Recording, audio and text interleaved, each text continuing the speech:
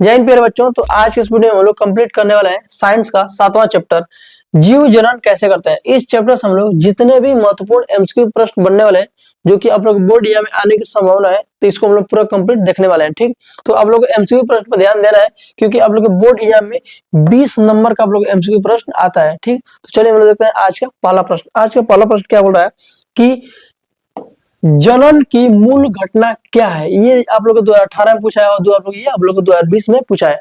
तो कह रहे हैं कि जनन की मूल घटना क्या है। युग्मक का बनना, कि युग्मनज का निर्माण, की डीएनए की प्रतिकृति बनना, की कोशिका विभाजन। तो इसका राइट आंसर हो जाएगा आप लोग ये ऑप्शन नंबर सी, डीएनए की प्रतिकृति बनना। ठीक, चलिए हम देखते हैं दूसरा प्रश्न। अमीबा में जनन किस विधि द्वारा होता है। ये जो विधि है ना, विधि से आप लोग बार बार प्रश्न पूछता है, कह रहा है कि ये मुकुलन द्वारा होता है, कि दिखंडन द्वारा होता है, कि बीजाणु द्वारा होता है, कि ये बहुखंडन द्वारा होता है। तो इसका राइट आंसर हो जाएगा आप लोग का ये जो अमीबा है, ये आप लोग का दिखंडन द्वारा होता है। और इसका एक उपाय है कि आप लोग का सबका विधि याद करना होगा। ठीक, चलिए हम देखते हैं तीसरा प्रश्न। तीसरा प्रश्न क्या बोल रहा है कि काला जार के रोगाणु लिस्मानिया में दिखंडन किस प्रकार का होता है। अब देखिए, किसी भी तल से होता है, कि क्षैतिज तल से, कि एक निर्धारित तल से, कि ये अनियमित रूप से। तो इसका राइट आंसर हो जाएगा आप लोग का ऑप्शन नंबर सी, एक निर्धारित तल से होता है। ठीक, चौथा प्रश्न देखते हैं। चौथा प्रश्न क्या बोल रहा है कि चौथा प्रश्न ये कह रहा है कि मलेरिया परजीवी में जनन की विधि कौन सी है। अब देखिए, मैं बोला हूं ना कि ये विधि से प्रश्न हम लोग बार बार पूछता है। तो ये जो मलेरिया है, इसमें कौन सा, ये इसमें कौन विधि से जनन होता है। तो ये दिखंडन हो गया, कि बहुखंडन, की पुनरुद्धि भवन हो गया, कि मुकुलन हो गया। तो इसका राइट आंसर आप लोग ये बहुखंडन क्या हो जाएगा, बहुखंडन हो जाएगा। ठीक, चलिए हम देखते हैं पांचवा प्रश्न। पांचवा प्रश्न क्या बोल रहा है कि स्पाइरोगाइरा, स्पाइरोगाइरा में जनन किस विधि द्वारा होता है। तो इससे आप लोग प्रश्न याद करके जरूर जाइएगा क्योंकि विधि द्वारा आप लोग जरूर प्रश्न पूछेगा 100%। ये खंडन द्वारा होता है, कि ये खंडन द्वारा होता है, कि विखंडन द्वारा होता है, कि पुनर्जनन द्वारा होता है, कि ये कायिक प्रवर्तन द्वारा होता है। जैसा कि आप लोग आप देखिए, ये एक बड़ा सा है और इसमें क्या हो रहा है आप ध्यान से देखिए, ये आधा टूट के एयर भागे और आधा टूट के एयर भागे। इसका मतलब क्या हो रहा है, इसका एक चीज से अलग अलग कटना, ये क्या हो जाएगा, खंडन हो। ये क्या हो रहा है, खंडन हो रहा है। तो इसका राइट आंसर हो जाएगा आप लोगों का ऑप्शन नंबर ए। छठवां देखिए क्या कह रहा है कि प्लेनेरिया के कटे हुए भागों से नए जीव का निर्माण क्या कहलाता है।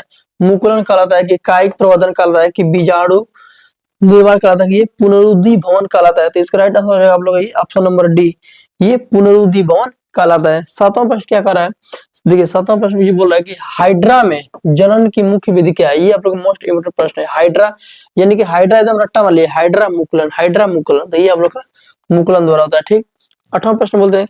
आठवां प्रश्न क्या कर रहा है कि ब्रायोफिलम में कायिक प्रवर्धन किसके द्वारा होता है। किसके द्वारा होता है, तो ये आप लोग पत्ती द्वारा होता है। किसके द्वारा होता है, ये आप लोग ये पत्ती द्वारा होता है। ठीक, ये नौवां प्रश्न क्या कर रहा है कि ऊतक संवर्धन में कोशिकाओं के गुच्छे को क्या कहते हैं। युग्मक, के कैलस, के भ्रूण, के बीजाणु। तो इसको बोलते हैं कैलस। क्या बोलते हैं हम लोग, कैलस। ठीक, इसका राइट आंसर आप लोग ऑप्शन नंबर बी हो जाएगा। देखिए 10वां कह रहा है कि राइजोपस में बीजाणु कहाँ होते सुरक्षित, जड़ में, कि तंतु में, कि ये बीजाणु धानी में, कि मुकुल में। तो ये आप लोग हो जाए ऑप्शन नंबर सी, बीजाणु धानी में क्या होता है, ये सुरक्षित होता है। 11वां प्रश्न क्या कह रहा है कि पुष्प का नर जनांग कौन सा है। पुंकेसर, इतना नाम से आपको पता चल रहा है कि पुंकेसर। और स्त्री का ये स्त्री केसर हो जाएगा। ठीक, 12वां नंबर प्रश्न क्या बोल रहा है कि परागकणों का पुंकेसर से वर्तिकाग्र तक स्थानांतरण क्या कहलाता है। निषेचन कहलाता है, कि परागकण कहलाता है, कि अंकुरण कहलाता है, कि विखंडन कहलाता है। ये कहलाता है आप लोग का परागकण कहलाता है। ठीक, 13वां देखिए क्या कर रहा है कि 13वां नंबर प्रश्न ये बोल रहा है कि निषेचन के पश्चात अंडा से किसमें परिवर्तित होता है।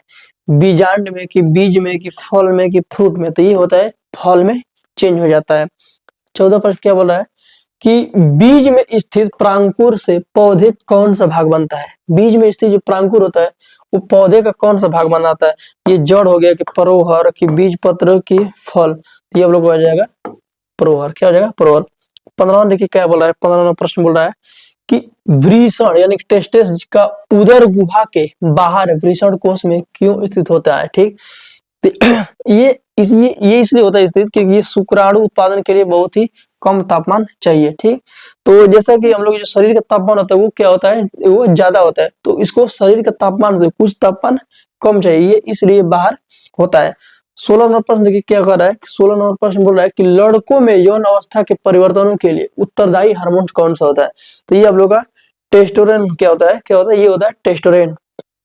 17 नंबर क्या प्रश्न बोल रहा है कि देखिए, प्रोटेस्ट तथा शुक्राशय अपने स्राव कहाँ डालते हैं? मूत्र मार्ग में, कि सूत्र वाहिका में, कि वृषण में, कि अंड वाहिका में? ये शुक्राणु है, क्या है ये शुक्राणु यहाँ पर आएगा। तो ये आप लोग डालता है सूत्र वाहिका में। कहाँ डालते हैं? सूत्र वाहिका में डालते हैं। 18 नंबर प्रश्न देखिए क्या बोल रहा है। 18वां प्रश्न बोल रहा है कि मानव मादा में अंड कोशिका का निर्माण कहाँ होता है? ये गर्भाशय में होता है, कि योनि में होता है, कि ये अंडाशय में होता है, कि अंडवाहिका में? तो ये आप लोग होता है ओवरी में। क्या हो जाए, कहाँ पे होता है? ओवरी में, यानी कि अंडाशय में। देखिए ठीक। 19वां प्रश्न क्या बोल रहा है कि मानव में निषेचन की क्रिया कहाँ संपन्न होती है? ये योनि में होती है, कि ये गर्भाशय में होती है, कि ये योनि में होती है, कि अंडवाहिका में होती है, कि ये अंडाशय में होती है? ये कहाँ पे होती है? ये अंडवाहिका में होती है। ठीक, चलिए देखते हैं हम लोग 20वां प्रश्न का क्या बोल रहा है। 20वां प्रश्न बोल रहा है कि भ्रूण को माँ के रुधिर से पोषण किस संरचना द्वारा मिलता है?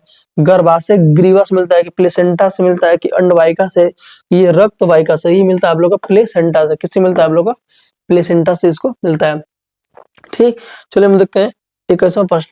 कह रहा है कि निषेचन न होने पर गर्भाशय की मोटी परत के टूटने को क्या कहते हैं? ठीक, तो जो औरतों में जो ब्लीडिंग होता है उसको हम लोग क्या बोलते हैं? यही प्रश्न बोल रहा है। तो ये गर्भाधान हो गया, कि रजो निवृत्ति इसको कहलाता है, कि यह ऋतुस्राव बोलते हैं, कि इसको हम बोलते हैं आरोपण। देखिए इसको बोलते हैं हम लोग ऋतुस्राव। ये ऋतुस्राव जो नाम है ये एनेस्थेटिक नाम है। तो ये देखिए इसका नाम क्या है और क्या क्या नाम है? तो हम लोग इसको देखिए, ये जो आप लोग प्रश्न पूछेगा तो ऑप्शन में ये ऋतुस्राव रहेगा, तो ये एनेस्थेटिक नाम है। ठीक, इसका और क्या क्या नाम है? तो इसका नाम है पीरियड। क्या नाम है? पीरियड नाम है। ठीक, और क्या नाम है इसका? इसका नाम होता है मेचुअल साइकिल। क्या होता है? मेचुअल साइकिल, यानी कि एमसी।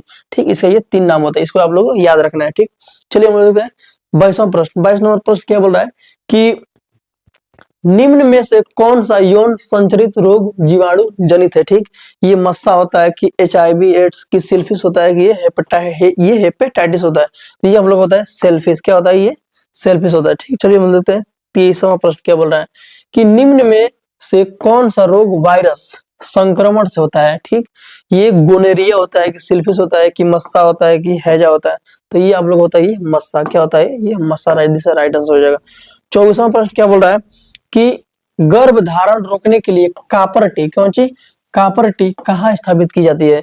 ये योनि में होता है, कि गर्भाशय में, कि अंडवाहिका में, कि ये होता है आप लोग का अंडाशय में? तो ये आप लोग होता है कहाँ पे होता है? गर्भाशय में। कहाँ पे होता है स्थापित? ये गर्भाशय में। देखिए यहाँ पे ये कॉपर टी लगाया गया है। ठीक, कॉपर टी लगाने से क्या होगा? यहाँ पे जो शुक्राणु यहाँ से जब जाता है तो ये इधर नहीं जा पाएगा। जब इधर नहीं जा पाएगा तो यहाँ पे होता है अंड। ठीक, तो इससे ये क्या होता है? यहाँ से ये निषेचन नहीं कर पाता है, जिससे कि जो अंदर बच्चा वो उत्पन्न नहीं हो पाता है। ठीक, चलिए देखते हैं हम लोग 25वां प्रश्न। 25 नंबर प्रश्न क्या बोल रहा है कि पुरुष की सूत्रवाहिकाओं को अवरुद्ध करने की शल्य क्रिया क्या कहलाती है? ये ट्यूबेक्टमी कहलाता है, कि ये वेसेक्टमी कहलाता है, कि गर्भपात कहलाता है, कि ये कॉपर टी कहलाता है? जैसे में जो सूत्रवाहिका का मतलब कि जो यहाँ पे जो नस होती है उसको काटना। ठीक, तो जैसे में ऑपरेशन वो बोलता है ना कि जो औरतों का ऑपरेशन होता है, तो उसी तरह ये जो पुरुष में जो ऑपरेशन होता है, यानी कि सूत्रवाहिका, जहां से जो शुक्राणु जब जो निकलता है, जब उस वाली जैसे कि यहाँ पे इस नस को जब काटा जाता है, तो इसको हम लोग क्या कहते हैं? इस क्रिया को क्या हम लोग कहते हैं? इसको बोलते हैं वेसेक्टमी बोलते हैं। क्या बोलते हैं हम लोग? वेसेक्टमी बोलते हैं। तो यहाँ से ही आज का ये लास्ट प्रश्न है। तो आई होप आप लोग ये वीडियो पसंद आया होगा। मिलते हैं नेक्स्ट वीडियो में 8वां चैप्टर को लेकर। ठीक।